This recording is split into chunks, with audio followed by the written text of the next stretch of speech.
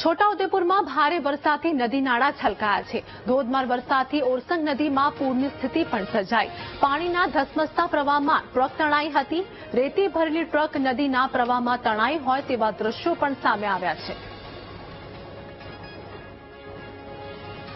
સંવાદદાતા રાજેશ અમારી સાથે જોડાઈ ગયા છે। રાજેશ, ભારે વરસાદના કારણે રેતી ભરેલી ટ્રક નદીના પ્રવાહમાં તણાઈ હોય તેવા દ્રશ્યો સામે આવ્યા છે। શું વધુ અપડેટ?